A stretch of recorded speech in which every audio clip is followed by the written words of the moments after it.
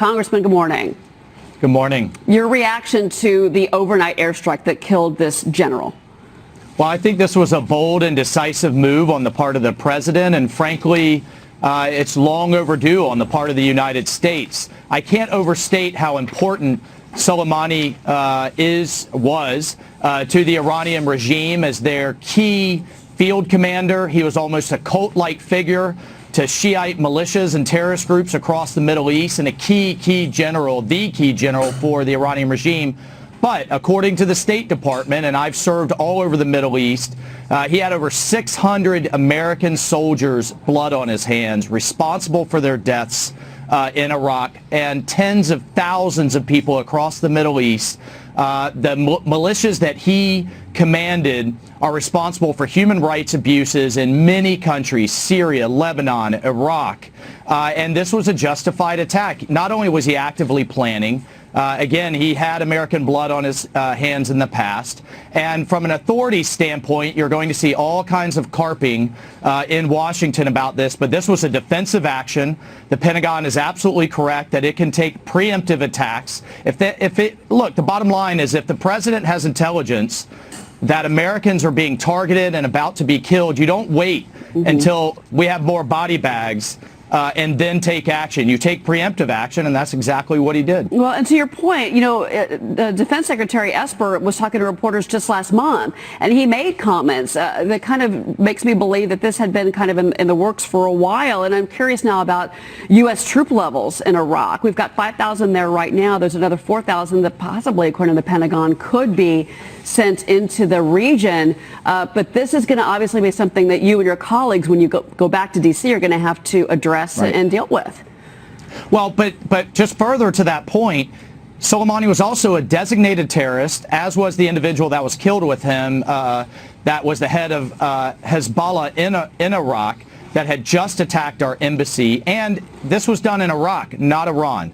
So, you know, there'll be kind of a picture painted that we're about to send 1 million Americans for a D-Day style invasion of Tehran. That's just not the case. This was a targeted, likely drone strike in Iraq on the heels of our embassy being attacked and an American citizen being killed by the very militias that Soleimani commanded. So I think this was proportional. It was responsible. It would have been irresponsible to let him continue to kill Americans. You know, and his tentacles were in Syria. They were in Yemen. And of course, as you mentioned, Iraq, that shadow military that he was running. But I do want to move to what's happening in Washington. Lawmakers obviously have already overnight responded to this attack. And I want to get your reaction on what House Speaker Nancy Pelosi said.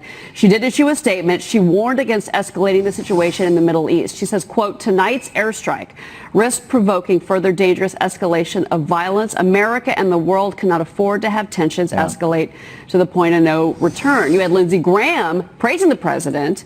He warned Iran that this was a bad path to go down. He said, wow, the price of killing and injuring Americans has just gone up drastically. Major blow to Iranian regime that has American blood on its hands. Soleimani was one of the most ruthless and vicious members of the Ayatollah's regime. He's had American blood on his hands. I appreciate President Trump's bold action against Iranian aggression. Your reaction to not only Nancy Pelosi, who also went on to say that she thinks that Congress should have been consulted by this action. Your response to that first, and then to Senator Graham's statement.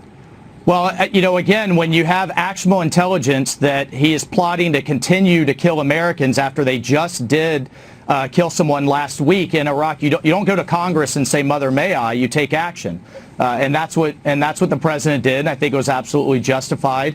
This is going to have strategic ramifications. Iran will respond, but again, this isn't America's the bad guy here. The Iranians have been escalating. The president has shown restraint, calling back an airstrike last year when he thought it was disproportionate. This was a proportionate response, and I think he was absolutely justified in doing so. And I absolutely praise him for doing so. Again, we don't wait until more Americans are dead when you have intelligence that it's coming to then take action. You take preemptive action to stop it in the first place. And I think the families of American soldiers that have been killed over many years by this man who was a plank holder in 1979 of the IRGC, the Guards Corps, are celebrating, as are, interestingly, Iraqis and Syrians who he has attacked over the years, celebrating in the streets today. Sure. We can't overstate the human rights abuses that Soleimani has committed. And they're going to make him a martyr. That's the worry, actually. James Freeman from the Wall Street Journal is on set, sir. Congressman, thanks. I'm wondering about that Iranian response. Yeah. I think we'd all love to see them respond to this latest opportunity to start being a good neighbor in the region and start conducting their foreign policy like a civilized country. But what should we reasonably expect here from the Iranian side? Well, I think all of our military facilities and our embassies in the region are on high alert right now. I would expect the Iranians announced a National Security Council meeting this morning, their time. I expect they're on their heels on this. They were not. The reason Soleimani was traveling around so freely around the region is we've had opportunities to attack him in the past and haven't done so, particularly in the Obama administration. The Israelis have asked, and we wouldn't let them. So I think they're going to take a moment. I think they're scrambling. I would expect to see attacks into Israel. It would not surprise me to tie the United States back to what they call the Great Satan in Israel. But on the other hand, the Iranians in the past have been deterred by strength and emboldened by weakness. And my understanding is the Pentagon has already approved responses. We are ready for this. The president has a strong team around him, and Esper, Pompeo, and O'Brien. Yeah. So I think the Pentagon will be ready for anything the Iranians are going to throw at us.